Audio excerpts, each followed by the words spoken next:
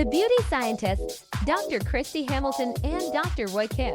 Real beauty without the hype. So for the viewers and listeners out there, yes, these implants have been used in traditional ways, specifically traditional incision, all that good stuff.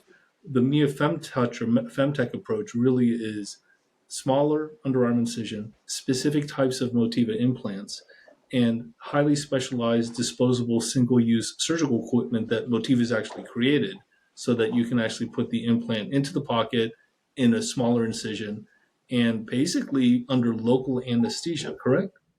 Under local anesthesia, 2 centimeter incision in the armpit. And they, we asked, well, one of the things that we've been taught is like, oh, if you place it through the armpit, then when you go to do an exchange later, you still have to place an incision probably on the breast to adjust the pocket. And they were like, no, it comes with a 2-year warranty if you change your mind about having implants at all. I think warranty longer for the implant itself, but if you just change your mind about having the implant, they will pay for you to go have it removed also from the armpit, which I thought was extraordinary as well. But definitely for smaller volume implants only, you're not putting 500 cc's in through the armpit yet, but because of the placement, they looked quite voluminous for a relatively small volume implant. So that's exciting for someone that's looking for a more subtle but still meaningful enhancement and doesn't want significant downtime, doesn't want their muscle cut, doesn't want to be out of the gym. So it's kind of presented as more of a small procedure as opposed to a more significant operation with more meaningful recovery.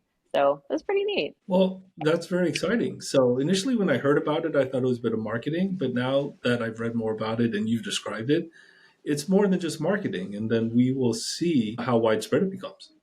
Yes, we'll see. I think the way that we do the operation now, I don't think that's going to change. I mean, certainly for women that want fuller looks, that need more adjustments to their breasts, like we really need to redefine cleavage lines, like if we're adjusting folds or whatnot, people with more asymmetry, then we're still going to do what we're currently doing. But for women that have a really great baseline and they're looking for a more, a smaller change, and they just have always wanted to fill out their bra, they feel like it's gapping or going up half a cup size, something like that.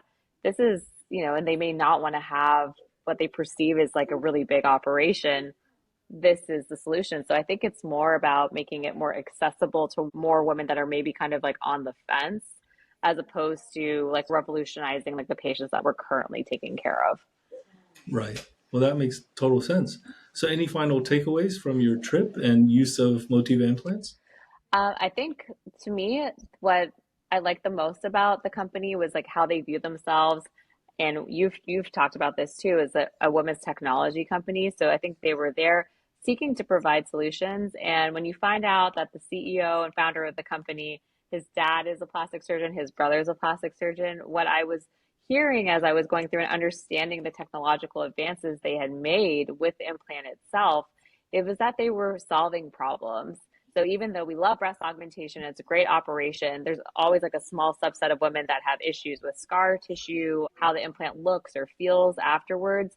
And those are the patients that we see back frequently because we're trying to figure out like how to help them. And by designing the implant the way that they did, you can tell that they were thinking very thoughtfully about how to preserve a woman's muscle, how to decrease that risk of capsular contracture to incredibly low rate. All these things that as both a surgeon taking care of women, as like a woman myself, like I would want in a breast implant. So I'm excited. I've done a number of cases now, and I'm excited to see how they do long term, particularly for my patients that I'm doing revisions on for capsular contracture from implants that are 20 years old. Right. Well, that's fantastic news. I mean, I've always loved the company, and I'm glad that they're sticking sort of to their core beliefs. And I'm glad that you're able to see it hands-on in Costa Rica. Thank you for joining us on The Beauty Scientists. Be sure to visit thebeautyscientists.com and learn more about modern beauty and connect with Dr. Hamilton and Dr. Kim.